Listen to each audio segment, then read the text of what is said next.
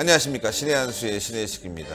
김태우 수사관이 공포심을 느꼈다고 합니다. 문재인 대통령의 신년 기자회견을 보고 또 최근에 벌어지는 상황들을 보면서 공포심을 느끼고 있다고 합니다. 결국 말이죠. 탄압이 시작된 것 같습니다. 이와 관련해서 진성호 의원 모셨습니다. 안녕하십니까. 안녕하십니까. 예, 이거 탄압인데 말이죠. 네. 공포심을 느낄만 해요. 대통령이 김태우 수사관 잘못이다. 예, 개인의 일탈행위다. 이렇게 딱 집어서 얘기했으니 검찰이 그쵸. 어떻게 수사합니까? 그러니까 제가 그때 그 조선일보의 정우상 기자가 질문했을 때 문재인 네. 대통령이 한 답변을 보고 저 너무 일방적인 말이다. 아니 신재민과 김태호에 대해서 저렇게 말할 권리가 대통령에 있느냐. 예전에 문재인이 박근혜 정부에 이야기했던 걸 보면 일단 대통령은 사과부터 해야 됩니다. 그렇죠. 어쨌거나 청와대 내에서 벌어진 일이니까. 그런데 사과는커녕 김태호를 갖다가 그리고 신재민을 갖다가 마치 좁은 세계 속에 살고 있는 개인 일탈 행위인 것처럼 몰아갔습니다. 자, 여기에 대해서 이날 김태우 수사관은 사실은 정신이 없었습니다. 그날 오전 10시 13분, 그러니까 문재인 대통령이 기자회견을 할 그 당시에 김 수사관은 참고인 조사를 받기 위해서 서울 동부지검에 출석했습니다. 그리고 14시간 동안 조사를 받았습니다. 네. 그리고 난 뒤에 그는 이 기자회견을 보고 자신에 대한 문재인 대통령의 코멘트를 보고 한 말입니다. 두렵다. 어떤 불이익이 있을지 상당히 힘들다. 과연 이런 상황에서 검찰에서 공정하게 수사할 수 있을지 고민이 되고 걱정이 된다. 그렇죠. 자, 이 말을 갖다 다시 이제 우리가 번역하면요. 네.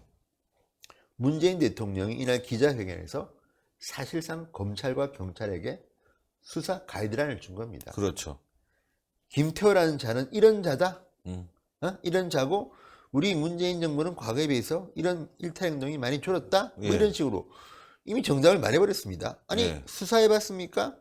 물증이 있습니까? 그러니까 이렇게 말한 데 대해서 김 수사관은 두렵다, 무섭다는 겁니다.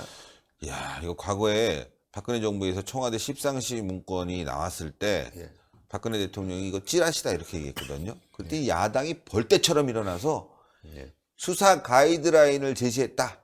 대통령이 수사에 개입하려고 한다. 그쵸. 하면서 엄청나게 반발을 했어요. 그럼요. 근데 이거보다 훨씬 심해요. 지금 박근혜 대통령의 얘기보다 문재인 대통령의 얘기가 훨씬 더 질로 따지면 말이죠. 악질이죠. 그러니까 문재인 대통령이 신년 기자회견에서 했던 말 그대로 하면 예. 김 수사관이 제기한 문제는 자신이 한 행위를 놓고 시비가 벌어지고 있는 것이다. 마치 김 수사관이 무슨 범죄자인 것처럼 예. 뭐 일탈행위를 한 것처럼 이야기하고 그 행위를 놓고 시비가 벌어지고 있다. 그러면서 모든 공직자가 권한을 남용할 수 있다. 그런 부분을 부단히 단속해야 하는데 김 수사관이 한 감찰 행위가 직권 범위에서 벗어난 것이냐 하는 게 사회적 문제가 되고 있다. 그 부분은 수사 대상이 됐기 때문에 시시비비가 가려질 것이라고 본다. 자, 이 말을 분석하면요. 청와대에서 잘못한 사람은 김태호밖에 없습니다. 그러니까요. 그 위에 있는 감찰반장 이인걸, 반부패 비서관 박형걸, 그 위에 있는 조국 수석. 이 사람들은 뭡니까? 이 사람들이 없었으면 김태호가 미쳤습니까? 그러니까요. 그러니까 지금 문재인 대통령은 청와대 내부에서 어떤 조사를 하고 어떤 근거로 이런 말을 하는지 모르지만 많이 듣는 앞에서 대통령이 이렇게 말해버리면요. 네. 검찰이 김태호를 제대로 수사할 수 있겠습니까? 무서워서. 또 하나 생각나는 게 어제도 잠시 말씀드렸지만 노무현 전 대통령이란 말이에요. 예. 그때 고 남산국 사장. 예.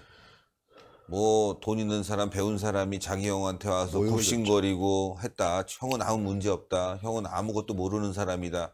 이렇게 모욕을 줘갖고 남산국 사장이 자살했습니다. 네. 이거 김태우 수사관이 굉장히 압박을 느끼기 때문에 이런 극단적 선택, 예. 정말 저는 생각하고 싶지 않습니다. 그러나 일반인이면 예. 그런 압박을 느끼고 그런 극단적 선택을 할 수도 있는 그런 상황이 아닌가. 그래서 걱정이 되는데 김태우 수사관의 공포, 바로 그런 점일 것 같아요. 그렇죠. 그러니까 김태호 수사관은 베테랑 수사관입니다. 예. 그리고 박근혜 이명박 정부에서도 청와대에 파견될 만큼 자 업무 능력을 인정받는 사람입니다. 그렇다면 대통령이 기자회견에서 무슨 말을 했다 칩시다. 네. 저게 어떤 의미로 나에게 올까를 아는 겁니다. 네. 그러니까 앞으로 김태우의 행동은 바뀔지도 모릅니다. 그리고 마침 오늘 김태우는 또 한 번 더 이제 얻어맞았습니다. 김태우는 오늘 아주 비극적인 징계를 받습니다. 예. 자, 대검 징계위가 오늘 김태우에 대해서 결정을 했습니다. 해임입니다. 해임. 해임을 확정했습니다. 그러니까 아니 그 골프 잠시 친 건데. 네, 김태우에 대한 보복이 이제 들어간 겁니다.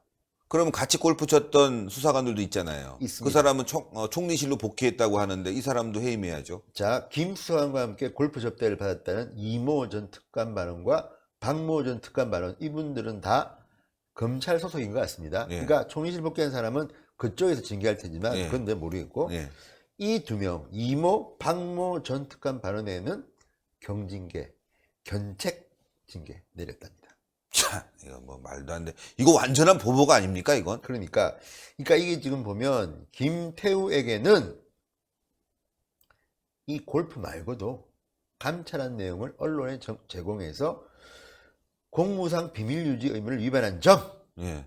지인인 건설업자 최모 씨의 뇌물공유 수사에 부당하게 개입하려 한 점, 최 씨를 통해 청와대 특감반원 파견 인사청탁을 한 점.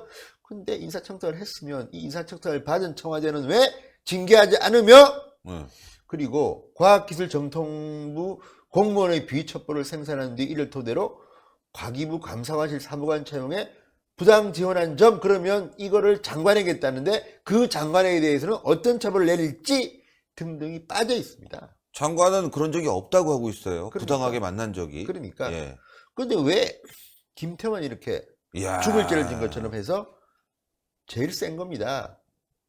해봅니다. 파이어. 예, 그렇죠. 그런데 이걸 보면 김태우 수사관의 꿈이 예, 열심히 2년 더 일해서 나중에 연금을 좀 받을 수 있는 그런 공무원이 되겠다. 이게 꿈이었는데 다 날라갔네요. 날라갔죠. 해임됐으니까. 예.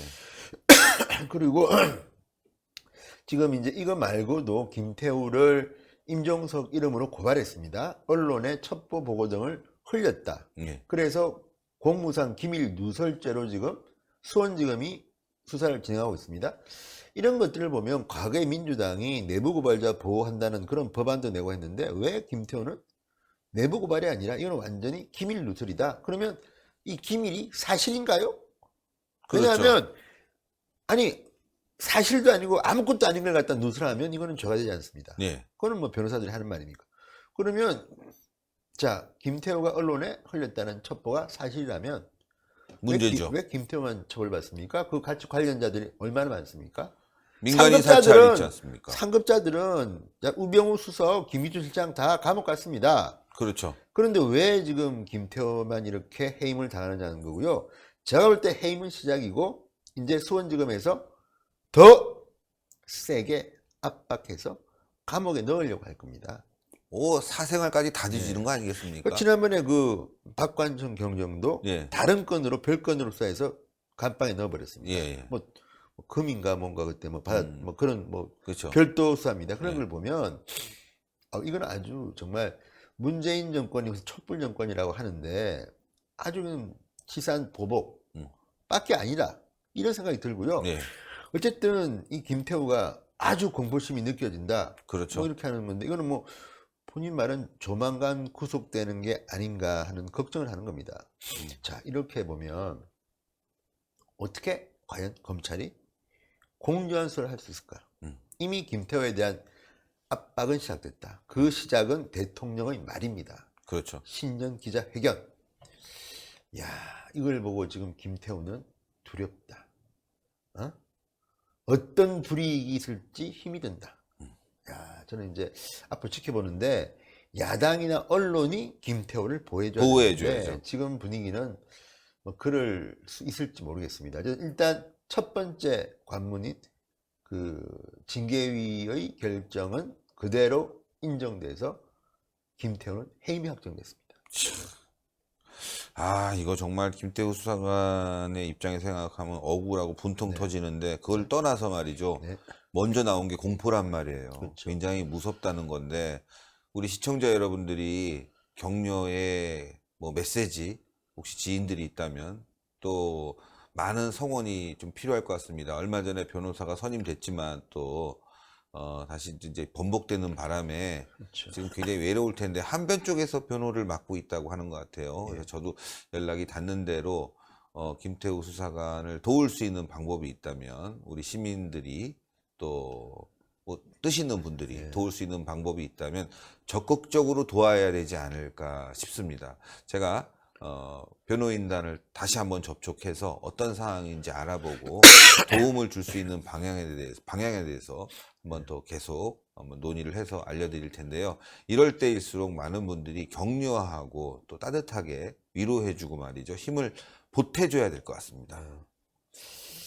어쨌든 참 마음이 아픈데 네. 김태우 수사관의 앞길은 제가 볼 때는 그렇게 밝지만도 않지만 어둡지만도 않습니다. 예, 예. 지금 혐의들이 일단 뭐 골프 친 거는 다른 사람들을 경징계한 걸 보면 별거 아닌 것 같고 문제는 다른 것들입니다. 아까 말했던 그 이후에 벌어졌던 일들. 본인이 언론에 많은 이제 첩보들을 갖다 유출한 것, 그리고 이제 아까 말씀드린 그 장관을 만나서 그 과기부의 감사관으로 자기를 셀프 채용을 청탁했다, 이런 의혹들인데 이것들은 지금 언론에 보도되는 거 보면 말이 다 다릅니다. 네. 그러니까 이건 제대로 해야 되고, 이게 만약에 안 되면 특검을 야당이 관철시켜야 됩니다. 그렇습니다. 그 수밖에 없다는 생각이 듭니다. 예, 특검 관철이 필요하다는 네. 말씀.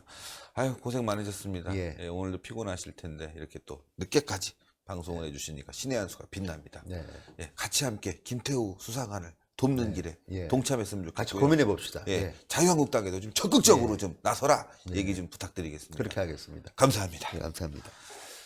예, 시대의 의인이 있습니다. 이런 분들을 도와줘야 되지 않겠습니까? 여러분들 지금 마땅히 도와줄 수 있는 방법이 없었습니다. 왜냐하면 공무원이기 때문에 쉽게 도와줄 수 있는 방법이 없었는데 이제 해임이 됐으니까 연락을 해서 김태우 수사관의 뭐 지인이든지 아니면 부인이든지 본인이든지 계좌번호를 빨리 알아내서 도울 수 있는 방법을 저희가 한번 생각해 보겠습니다. 여러분들 만약에 그런 계좌가 올라오게 되면은 뭐 물론 신의 한 수는 공식적으로 변호인단을 통해서 확실하게 알아본 다음에 알리겠지만 뭐 너무 여러 군데 현혹되지 마시고요. 그 계좌에 의해서 여러분들의 성의를 다해 주셨으면 좋겠습니다. 정말 이런 의인들을 도와줘야 됩니다, 여러분들. 힘내십시오, 김태우 수사관. 여러분들 동그랗게 올라가는 구독 버튼, 그 다음에 추천 버튼, 댓글 많은 응원 부탁드리겠습니다. 대단히 감사합니다. 감사합니다.